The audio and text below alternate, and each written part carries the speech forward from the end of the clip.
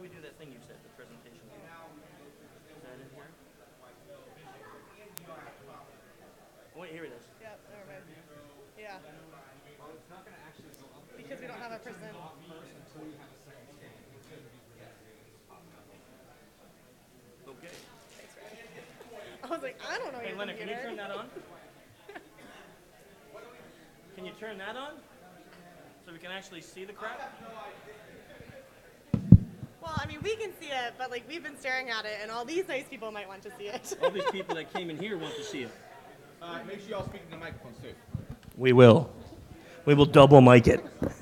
But then, oh, okay, sure. Oh, this is the way we're going to do it. Now come back.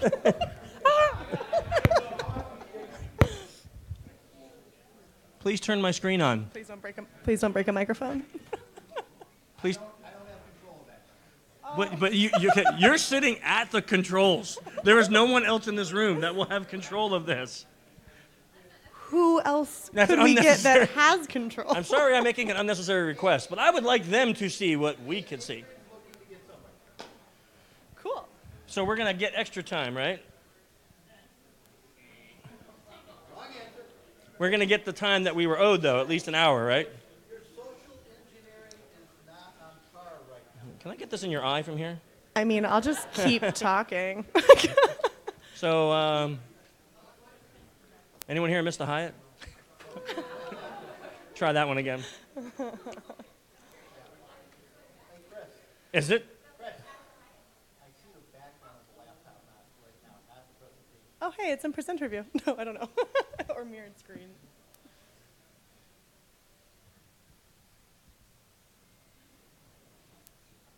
Oh, yeah, that's fine. That's fine. Can you put it up there? I can't. I see your background only. So with the recording right now, you'll just be seeing the background of your computer, not the slide. Yeah, but that's because I have, so I just need, Mirror the screen. hold on. Calm yourself down. Yes. No. You want to extend that screen? I want to do this. Is that any better?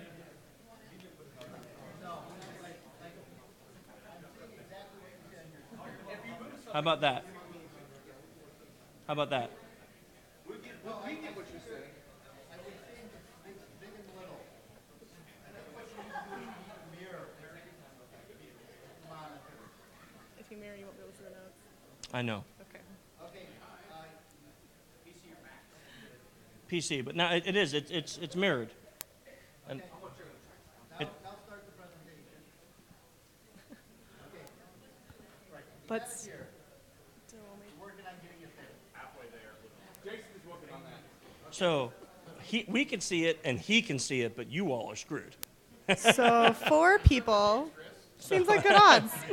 So let me tell you what's on the screen right now. There's some blue letters. Hey! Woo! Jason for the win. Okay, start talking really fast because we've lost 3 minutes. Nah, we're going to just take the time. Okay, so if I do this, bad things occur. I was listening to Ryan. They're Wait, flipped. hang on. How do I flip it? Ah, there we are. Hang on. Oh. Woo!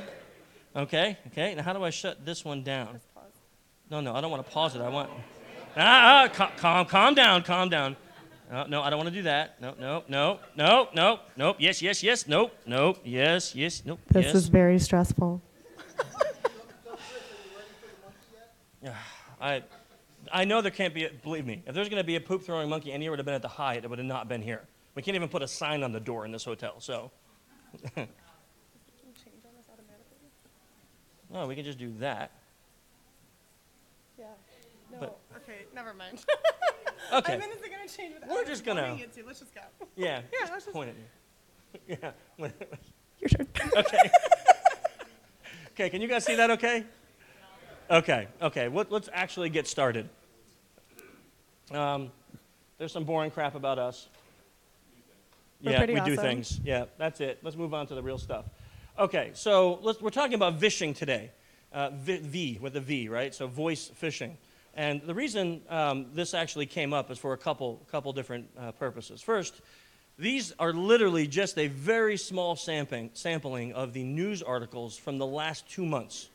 So we have a couple ladies on our team that one of their jobs is to collect all printed stories about the 4 main attack vectors from social engineering, and one of them being vishing. And if you look back a couple years in our spreadsheets, you start to see like vishing was very, very limited in how it was as an attack vector. You come forward a couple years, and that part of our spreadsheets are full. I mean, just chock full of stories. And these are just a small sampling of what we see in the news daily from vishing. So I had this idea about 3 years ago that we do a massive amount of vishing, a real ton of vishing as a company. So I thought if we can collect all the datas when we vish, then we would be able to analyze that data and present some really cool artifacts for the community on things like best times and days and genders and pretexts to vish. So we've been collecting this data for the last 3 years. And then when Kat came aboard, she's like a data freak. So we were able to give her all the datas and let her loose on analyzing it. And that's what we're going to present to you today, is some really awesome finds on vishing. So how many people here do vishing at all as part of service offering as a pen tester or a social engineer? Okay, so yeah, quite a few hands. How many people get vished as part of your services? Okay, so I don't mean that in a bad way. I mean it's part of your services, like you hire people to do this for your company. Really? Come on, I know there's a few of you out there. Yeah, I know there's at least a couple of you that do this because we do it to you. So come on, raise your hands, right? So this will be important data for you to understand. Okay, the legend. So let's just talk about what you're going to see, so we don't have to go through this and explained each time like what it is that we're talking about, because we use some terminology that may be familiar or not familiar to you. Is this you or me? You. Me. Okay.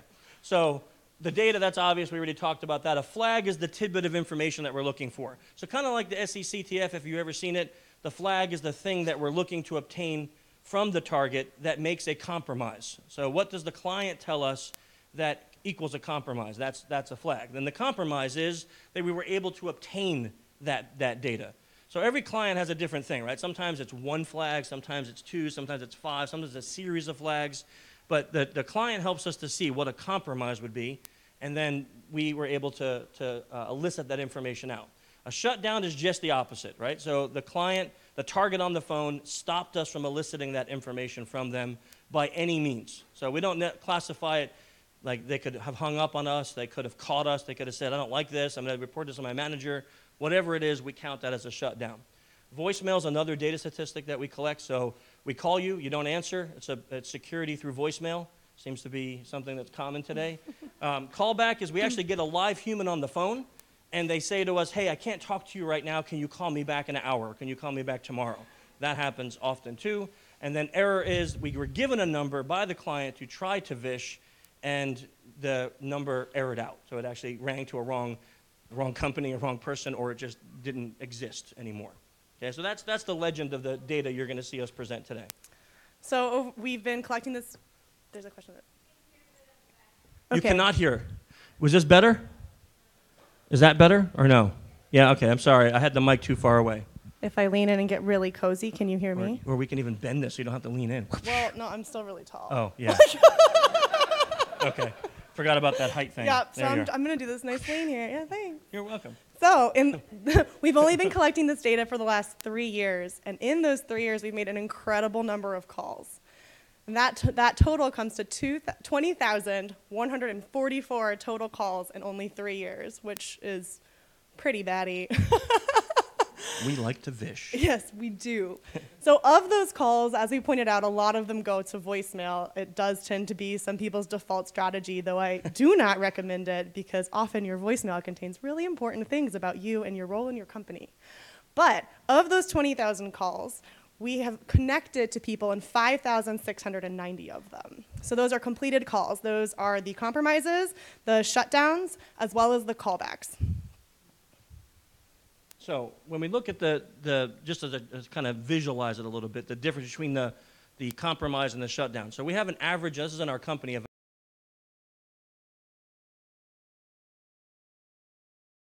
53% compromise ratio. So that means 53% of the time that we get a human on the phone, we obtain enough flags from them to count it as a compromise.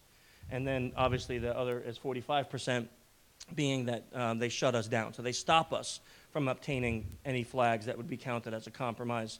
And then you'll notice if you do the math, it's a little bit off, and that's that little tiny bar in the bottom where we have 1.67% people that call back. Well, what happens with them? If we call them back and they shut us down or we compromise them, then they go into the other statistics. But if we never get to call them back, or if we call them back and they end up into a voicemail or something, then it does alter that. But that's just to take a look at some of the stats there. So knowing that, over the last 3 years, we have collected 3,017 total compromises. 3,017. By the way, I'm really happy that all of these numbers wound up breaking, Yeah. at the thousands. I was very stressed that we wouldn't get over. Yeah, that's a pretty great number, It if you is. ask me. Okay, that's of the total 5,690 calls. And on those compromising calls, we have obtained, in one call, you can obtain more than one flag, which can be seen in the SECTF competition most evidently. And so on those 3,000 compromises, we have collected a total of 8,685 flags. And that can be a huge range of flags. It can be, and usually they're defined by the client. So it can be anything from your manager's name, anything that can be used to infiltrate the company, telling us your email address, and now we know the domain as well as the construct. So those flags are very, very valuable. However, some flags often are more valuable than others. Sorry. So we were really curious what the frequency was that we obtained highly sensitive information. And highly sensitive information are things like your login credentials, so your username and password combinations, your social security numbers, information on your clients, especially if you're a large healthcare or financial institution. Those are extremely valuable data points. We've even gone so far as to get answers to security questions, as well as what are your security questions. So okay, keep going. Okay, so the percent of compromises that include social security numbers is 15%, which is a really high number for people to be like, yeah, it's cool, I'll tell you my social. On the phone. Yeah, I have a very friendly voice. For internal projects, we're almost at 10%, and so that can be, disclosing extremely sensitive client names. And then security questions and answers to security questions and passwords wind up being a more niche scenario of engagements, and so those numbers are a little bit lower, but we do have striking success when asking for, just tell me, what are your security questions? Moving on. Okay. Yes. I'm sorry? Yeah, photos are fine. Oh, is this me? This is you. This is me. This is you. Sorry. Sorry. Pat was doing such a good job. I was like enamored. I was like, yeah, teach me something. I'm learning. Please, go on. Okay, so we wanted to, one of the things that was interesting to me was to see if there was a way to rate which month was the best for us or the worst for us as Vishers. And if the time of the month or anything about the month can indicate what was the weakest. You could see, there's one month really, really bad. What is that, March? That one March? Yeah, March. And then if we go back over, it's like, what is it? I can't really see the line. So what is it? Oh, yeah. Yeah, the other 7%, it's like January, January. right? So we're looking at the winter and early spring months seem to be lower for us. Now, there's a lot of things. We just want to indicate this also could be partly our team and holidays and vacations and things like that. So I just point that out. This doesn't necessarily indicate the best months to Vish people. But what I found interesting about this data is you can kind of see consistency across the board. There's really not a particular month every year, year after year, that was generally worse. If you had asked me this before I saw this, I would have said probably November, December time would be the worst time to Vish. Right? Would anyone else have thought the same? Like people take holidays, they're gone for Thanksgiving, they're gone for Christmas, but we see that that's really not always the case.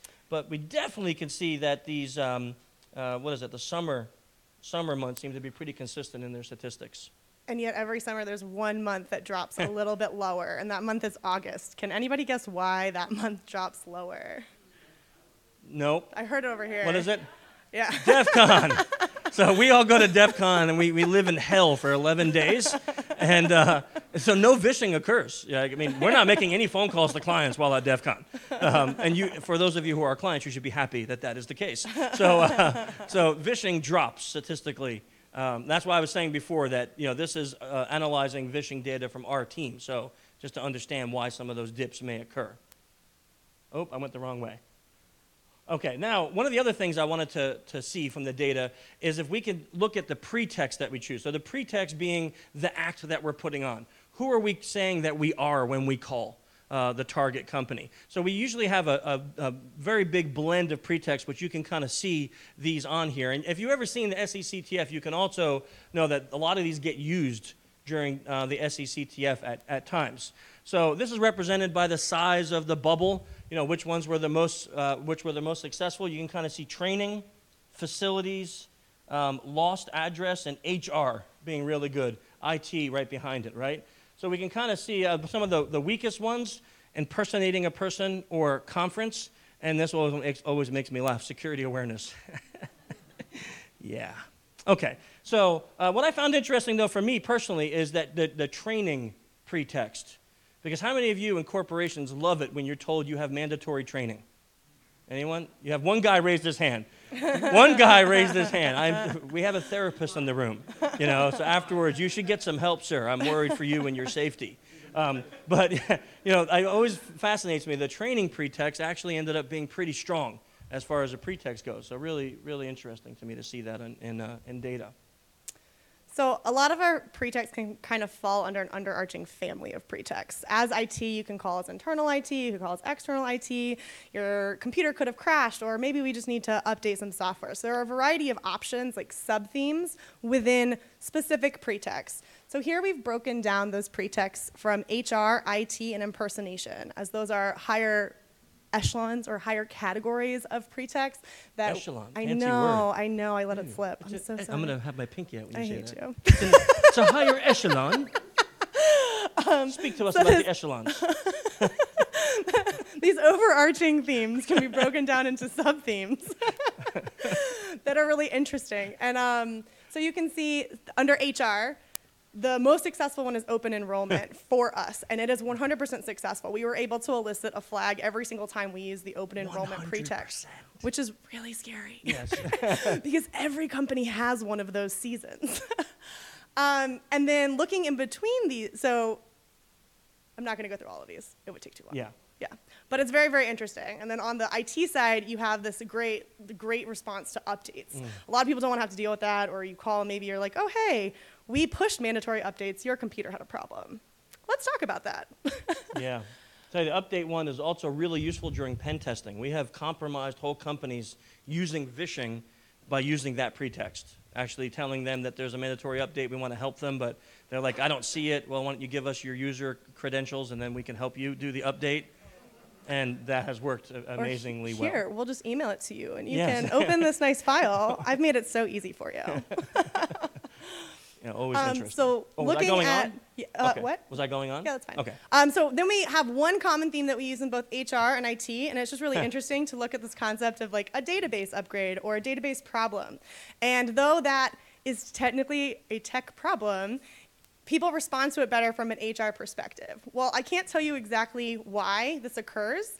It feels to me likely that HR might actually have a database problem or need your help fixing their database problem, but maybe IT should know how to fix the database problem themselves.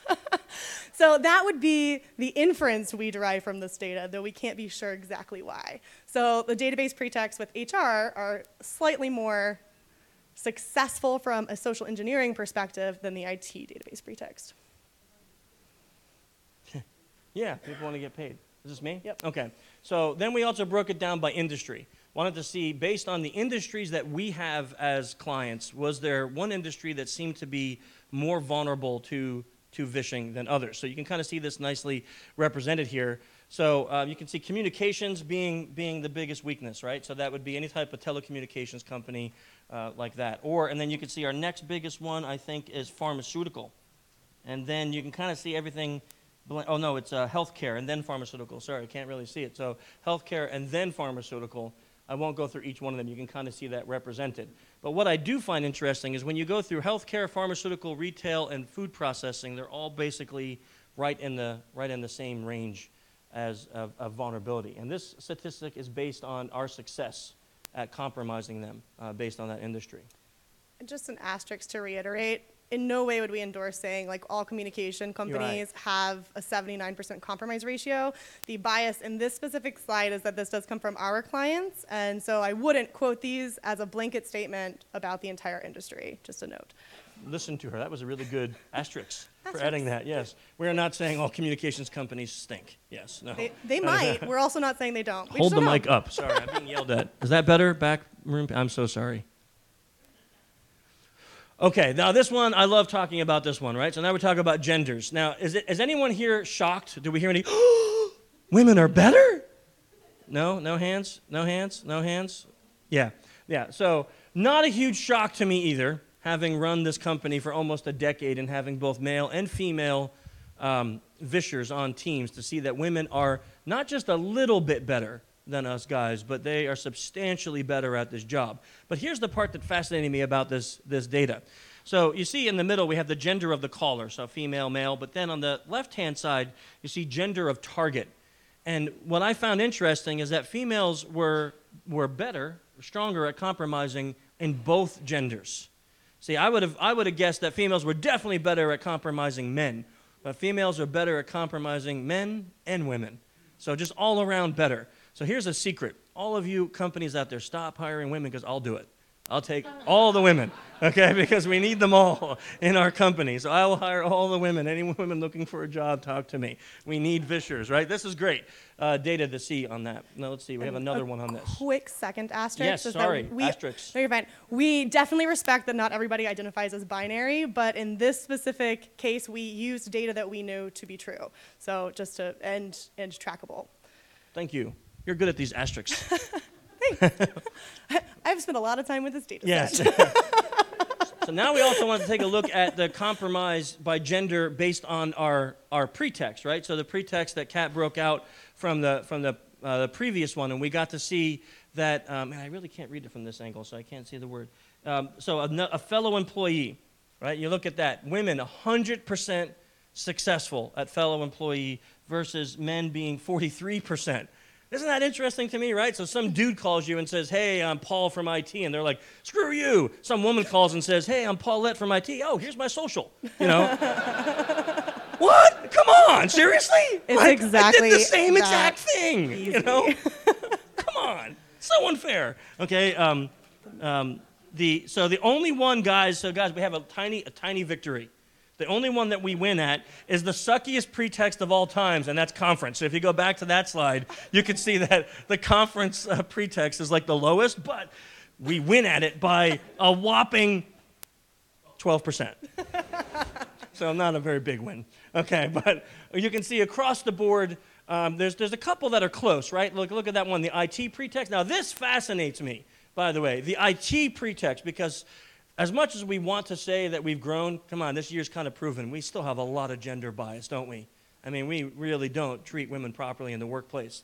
So I would have definitely thought that the I pretext would have dominated when a man, when a man does it. But not the case. Women are still 53% successful at compromises and using the IT pretext versus us 48%. So I found this set of data truly fascinating to see. Yeah, security awareness. Well, think about that. You know, I mean, we all hate security awareness as it is, right? Now a woman calls and she sounds so nice and friendly and tells you have to go take this training and you need your user ID to sign you up for it. Yeah, 77 versus 50%. Because when I call, I'm like, sorry. you have to go do the training now, jerk. And they're like, click, you know.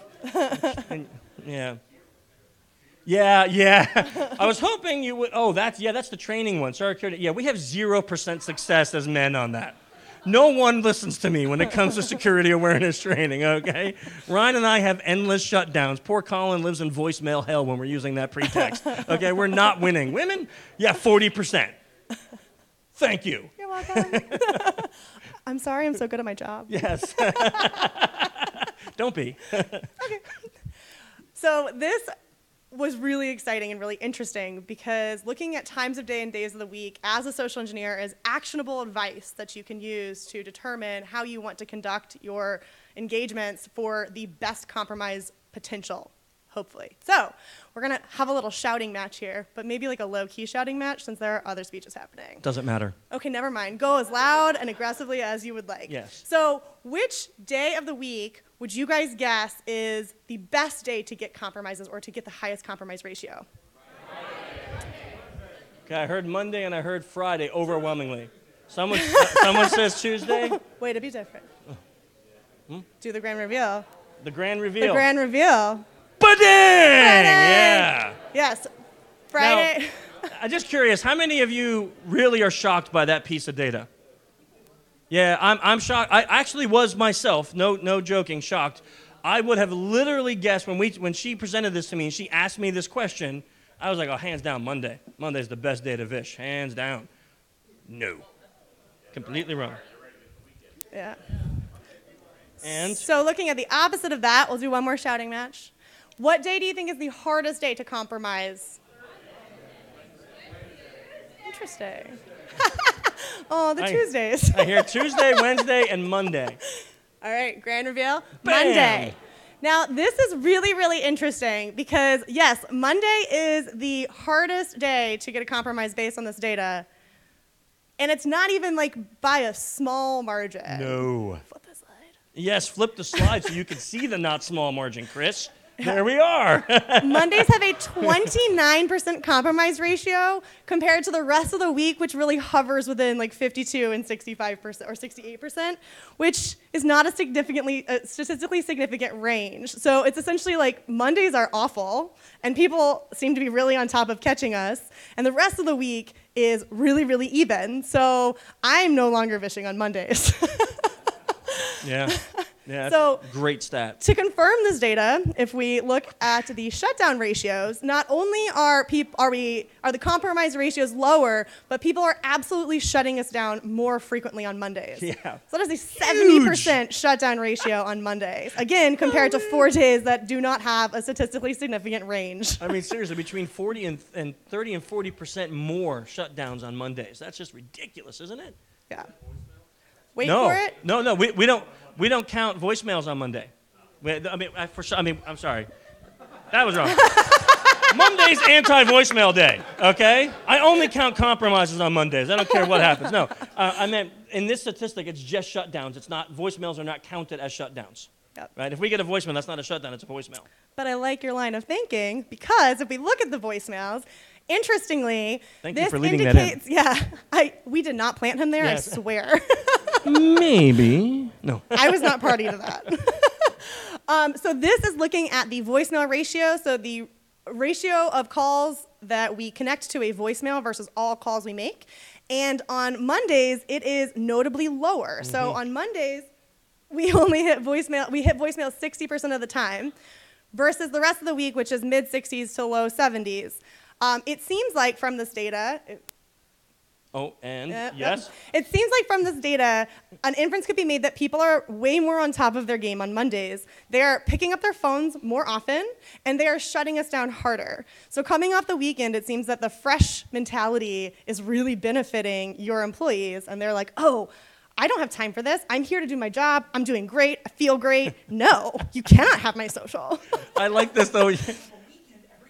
You know, that actually crossed my mind when I did this. I was like, huh. We will not be doing that. But Noted. what I find fascinating about it is like Mondays, they're all like, I'm going to protect the thing. And by Friday, they're like, I don't give a crap. Not even Just- by Friday, by here's Tuesday. my wallet. Yeah. Take my wallet. Here's my money. Here's my car. Here's my ID. I hate my life. I tried once Yes. yesterday. I tried on Monday. Forget it. I'm done trying. You. And this is me. So I also wanted to know about compromises based on time of day. Right? This was very interesting to me because since we have multiple teams vishing throughout the week and the days, what is the best time? So AM versus PM, right? And we did this just so you know based on EST time. Asterisks. Asterisks. This slide is actually based on all of our clients because we could confirm which compromises were definitively made on what time of day in certain time zones. So this slide is based on all of our clients because we knew what ranges to count as Okay. AM and PM. Another asterisk. She's good at those asterisks, right? I feel a They're presence important. behind me. I feel a presence. But the next slide is so cool. The next slide is so cool. I could feel the evil presence. Isn't that amazing? Your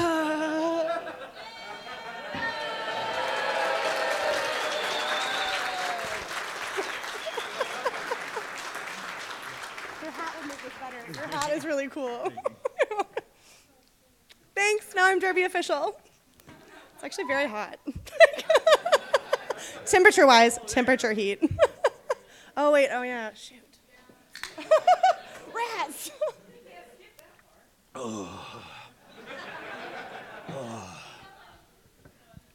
It's done. Okay. Ugh. Compromise, but yes. Compromise ratio. AM versus PM. Okay, so we can see. I feel like I'm back on ski team. Yeah. Yeah. You know what? Actually, it hurts your teeth. It does. Like, they're tingling. Yeah, yeah. I think that my gums are disintegrating. My internal organs are failing. Quickly, let's finish this. Okay, so we can see not a huge. No, I'll be okay. You want water? Okay, no. So not a huge difference, right? Not a giant difference, AM versus PM, but statistically enough to say that maybe the afternoon is a better time for us to call. Now, when we look at this, is this you or me? This is me, but you can do it. No, go ahead. This is all East Coast data. We had the most, we don't have the location data of all of our clients and all of their offices, especially if they have like a global campus. We will be adding that. We will be changing this, yeah, because of this project. Lots of things are changing because of this project. But we looked at East Coast data because we could pin that down. We definitively had East Coast offices, so that was how we made the foundation for this slide based on the way we had been accruing data over the last 3 years. So if we look at it, it also echoes the fact that the morning is a less strong time of day to compromise compared to the afternoon. With lunch being, Yeah. I mean, I guess I can't call it lunch. That's biasing your reading Yeah, of this. yeah. But at noon, it drops to a whopping 27% compromise ratio, which is sad. That's like lower than Mondays. Lunch is sadder than Mondays. Yes. But really interestingly, if we look at, oh, sorry, yeah. This is for calls that connect. This is for calls that connected and resulted Yeah. in a compromise. That's a So good it is the question. ratio of compromises to all completed calls. And the really interesting part is that 1700 hours or 5 p.m., that compromise ratio hits an all-day high of 72%, which the way we are inferring that data is people are looking to leave the office, get out of Dodge, and they don't want to deal with you anymore. So they are willing to tell you potentially what you want to hear to get you off the phone. And then it dwindles after that, likely Which because is people are leaving. awesome, by the way. Which is, yeah, I mean, Yeah. in my head, I was always like, I'm going to start fishing this morning. I'm going to Yeah. check that off my to-do list, and now I probably won't. Yeah, yeah, right.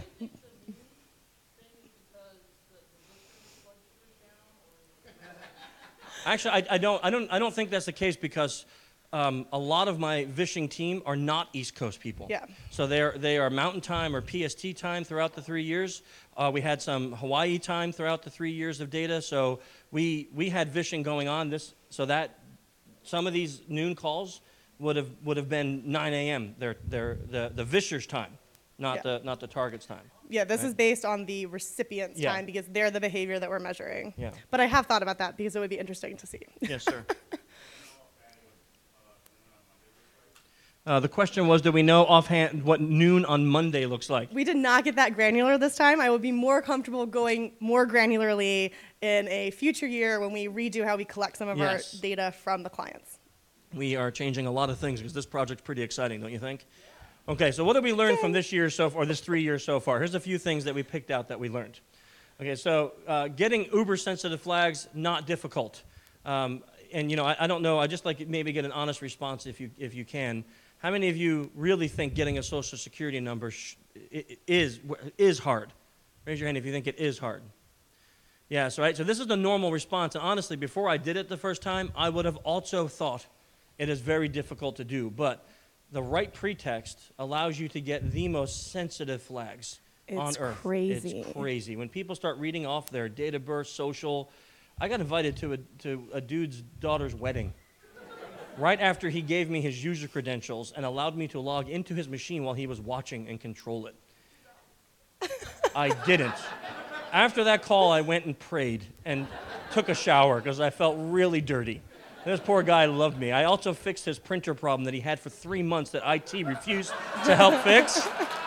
So, thank you. I helped him. It was just a driver issue. That's all it was. So I fixed it, and he was so happy that I fixed it that he invited me to his daughter's wedding that weekend. Getting sensitive flags, to me at least, has one of the craziest internal feelings. Like, you didn't expect the person. I mean, I didn't expect to be able to get those before I started this role, quite frankly. And the first time it happened, my blood ran cold, and I felt like I was winning, but at the same time, like, why are you doing this? Like, what is happening? And I was getting shaky. Stop talking to me. And after I hung up, I was like, I'm gonna go take like a 20-minute run because like I have some feelings I'm not quite sure how to channel.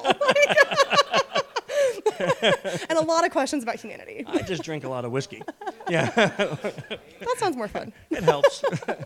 Okay, what else did we learn? Healthcare, wellness, badges, and updates are the best themes, right? So people are, especially in this country, we're very interested in our healthcare. So open enrollment times, they just seem to win all the time. Using updates as a theme, which means your computer needs some updates. We're here to help. Unbelievable winning at that. Yes. Oh, yes, okay. So the question was, as a Canadian, what is open enrollment? So I think there's a... It's now known as a terrible season where your information might be at greater risk. It is a social engineer's best friend. That's what it is. Okay. No, but actually, it's Oh, like, you do not really know what it is? Yeah. Oh, you were actually asking. Yeah, she was actually asking. Please. I thought you please were being define it and sarcastic. don't just patronize. And all of you people booed her. Shame on you. Shame on you. Okay. Open enrollment is a great time of question. year where you can actually switch your health care plan because there's only a season where you're allowed to switch your health care plans. You can't just randomly do it whenever you want because, we have to pay for health care here, lots and lots of money. We don't get it for free. We have to pay lots of money so then we can go to the doctor and pay more money. And open enrollment is a time where we can switch to an even suckier plan that will cost us more so we Or can that pay is more. cheaper and you might die. Yeah. Yeah, so that's what it is, and it also happens to be our best friend because when that time rolls around, we're like with all of our clients, we're going to do open enrollment this month. They're like, okay, you'll probably fail. I'm like, 100%, put cat on it. So as a Canadian SE, take that home and call all your American clients. Yeah.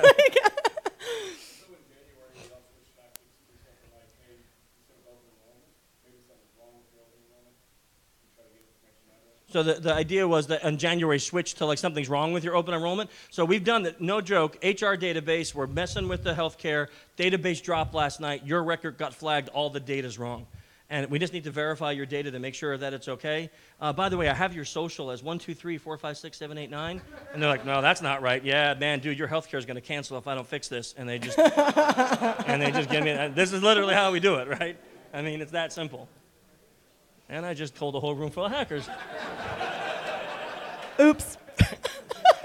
And moving on to other things we learned. Fridays help you win. Mondays suck, okay, as a social engineer. So you definitely want to start focusing on Fridays. Afternoon vishing for the win, right? It seems to be the best. And the big thing that we should all take away from this speech, women rock. No matter what the pretext, no matter the time, the target, gender sensitivity, women rock. That is a definite thing that we should all take away from this. If you do not have a woman on your team and you do this for a living, you should probably, I was going to say get one, but that sounded like... How about reevaluate? I don't know if getting one is the right term. You should go buy one. Reevaluate. You should reevaluate and hire. Staffing. Hire your staffing your reevaluate. And moving on. Words are hard. Questions! Why do you let me up here? Good talk. Okay. Yes, sir. So, with this data, if you're trying to help on the blue team side and better protect your company, what kinds of things would you enhance training, things like that? Have you thought about that as a converse of data you're getting? So the question was, how would we use this data as part of a blue team to secure? Would you like to field that one? Yeah, I think one of the first things I would ask is, that Monday statistic really stood out to me. I would say, how can I keep my employees alert on Tuesday through Friday? Is there anything we can do to motivate them to care past a single day of the week? So that would be a first big red flag. I think some other ones are, be aware that gender, whoever is calling you, it doesn't matter if they sound helpful, helpless, strong, sensitive, you need to properly verify callers. You need to have, very strong policies for how internal verification works and, where to go if anybody has questions. And then also making sure that people are reporting. Make sure that you know if people are under live fire phishing calls. I think for us, see, this data is interesting, right? But you can't go back to your population and say, hey, guys, we're weak when women call. That doesn't help anything, right? No one's going to remember that when you're on the phone. It doesn't work. So I think the one key point that Kat said is to have a proper reporting mechanism in place. 10 minutes, okay. A proper reporting mechanism in place that is not fear or shame-based. See, a lot of times what we find in companies, the reason people don't report is because they're afraid that when they report, they're going to get canned or they're going to get humiliated or they're going to get told off by the boss or their manager, so they don't report. If you make your reporting mechanism a place of not fear and shame but reward, then people will be more prone to report even after they've done something bad. Yeah. So, trying to teach people, this data set for us is how to do this for a living. From a blue team perspective, all of this data will not be important to you. You just need to know probably phishing is going to work better for your team on Friday, right? You're going to be more vulnerable on Friday. So what do you need to do to help protect the perimeter on Friday, right? Those are the kinds of things you can keep in mind. Okay, take a long weekend. Sir, we had a hand over here. When I do email phishing, a lot of times, there are mechanisms to catch follow-up phishing if people report it. But have you found any customers that have a good way that even if they're using reported to actually prevent or detect further phishing attempts from you guys? Okay, the question was, so if somebody reports it, are there mechanisms in place from some of our clients to help stop further attacks from that same thing? It's a great question. So some clients, and these would be bigger, larger, more advanced clients, can actually block a whole number. So the number gets reported, that number gets blocked. But most of the time, what we see as being a protection is the human firewall. So, Kat stands up and says, some guy from Paul just called me, said he's from IT, and he's asking for a badge reset. They're trying to get my info. Now, anytime someone in the office now gets a call from anyone from IT asking for badge reset, they're like, nah, we caught you, right? Now, big tell on this. We've had this happen, not even kidding. Call the client. Client, we'd use that exact same pretext. Client calls an emergency meeting. 300 people in a conference room. We're being attacked. Someone's calling us trying to get badges saying they're from HR or from IT. We didn't know this meeting happened, right? We call. Woman chews us out. I just was in the meeting. I got told you're a scammer. Click. Call the next person. Hey, this is Paul from IT. Were you in that meeting we just had about the badge? And they're like, yeah, great. Okay, we're doing password resets now. I need your password real quick. And then we just started winning again, right?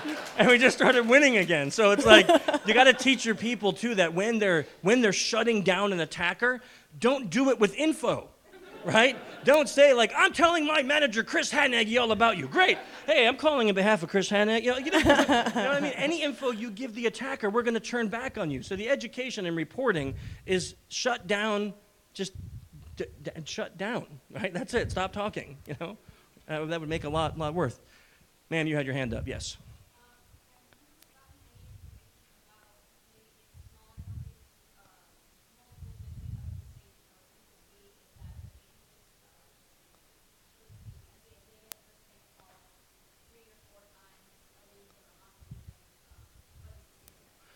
So the question was if we had any data on multiple calls to the same target, success ratios for calling the multiple calls to the same target. I don't think we had any of that, did we? Unfortunately, that's like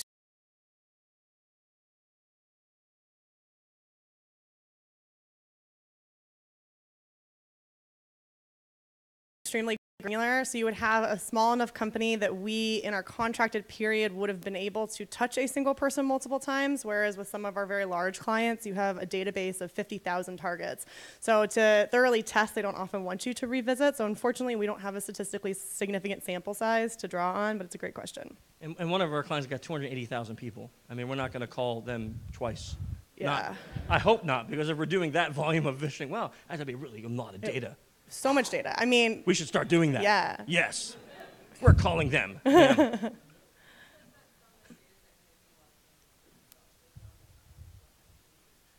So the question was, what changes are we making for our company and ourselves based on this data?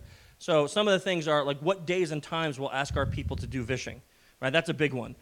Which pretext we'll start to use. Like we're seeing 0% on some for men, so probably not going to ask Colin to go back and do conference pretexting, right? Well, that one he wins at. It was security awareness. Oh, it was security awareness. Sorry. Yeah, that's sorry. the only one he wins at. That's the only one. Ow! I'm kidding. Ow! Colin's amazing. Colin, you want the knife? You want the knife? Okay. Yeah, so I'm a man. I have to live with this. Woe is me. So yeah, we're just going to make changes to the type of vishing that we do and the time that we do it to enhance our abilities. And right? we'll probably make some changes on what kind of data clients give us to be able to see a little bit more granularly what trends may exist. Yeah, for sure. Lots of hands. So let's start. That gentleman back there. Yeah, the red shirt. No, so the question was, do we have stats on age ranges? So the issue with that is that we don't get that data unless we get date of birth from the target, and that is not an always flag, so we can't always do that, and we don't get that info from the company. So we don't know. The answer is no, we don't have that data. We don't. Sir, right here.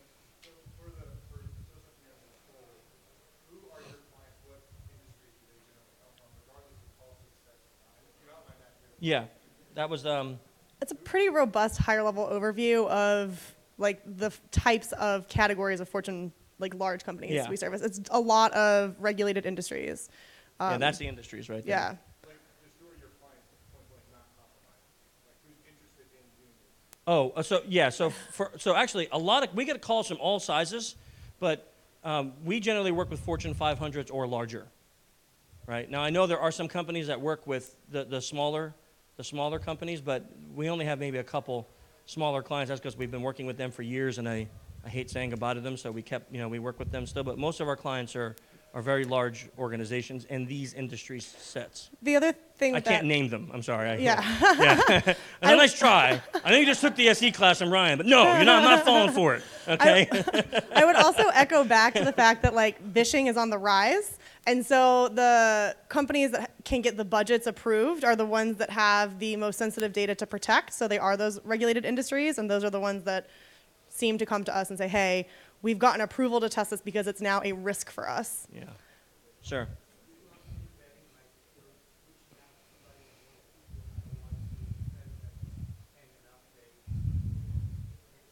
So the question was, how do we vet if we're getting fake information or not? So that's not our job, right? Our job is not to prove your information is real unless we're doing vishing as part of a penetration test, and they're giving me a password, and I'm typing it in, and we're like, that's not working. Can you give me the real password? Then that's the only way. But otherwise, our job is to see if people will talk to us on the phone. We give the data to the client. So now the client can verify if it's real.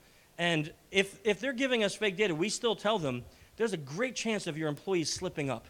So tell them the shutdown should literally be what the word is, shut down. Stop talking to the attacker. Because it's little things like that woman blowing up on me and telling me that they were just in this big meeting that turned our whole vishing team around, and now we're compromising the heck out of them with that data. So don't think that you can get angry and give any details to an attacker. Yeah. Yeah. Rick? So you were talking about doing work for large corporations. When you introduce training plans to those corporations to help with that mission, how do you go about suggesting that they get to all of their employees in a timely manner, right? Yeah. Corporations have employees spread all over. Yeah. So the question was, how do we institute training when it's to a really, really large organization? And that's a really great question that probably we don't have the time to answer, but I can give you just one little key tidbit. And for every client, it may be something different. What we try to do is not training the human to understand what vishing is important, but trying to tell them how to pick it up while you're actively on a phone call, next to impossible, right? So, unless they call and say, I'm from the IRS, we could pick that out, but people still fall for that by the billions of dollars a year. So what we tell them is come up with a policy or institute something in the company that makes moving forward impossible, right? Like, you need to have this piece of data or I can't talk to you. And that data is something not publicly found, right? And we institute that company-wide, and that stops us a larger majority of the time. It makes the company not the low-hanging fruit. I mean, I'll tell you, in the last couple of years, we bypassed two-factor auth easily, right? I mean, we've bypassed any data that can be found by OSINT. We own it. So you can't give them some flag to stop us that is based on something that we can find, right? I think we have time for one more. Yes, sir. Are you often being asked to engage call centers, or is it kind of a wider range of titles for somebody that answers the phone for all day? Yeah, that's a great question. So the question was, are we asked to vish call centers, or is it just employees? It's both. So, and I would say it's a good mix of both. Even within the same client, they'll say, hey, we want you to test this call center, but we also want you to test this group of like 1,000 employees, right? So we'll have direct dial numbers to employees and then call center numbers. Obviously, the pretexts have to be different, right? Because we can't call like we're from HR looking for that particular person in a call center. Oh, I'm so glad you picked up out of the 5,000 people. I was looking for you. What's your social? So we have to mix it up, but I would say it's a good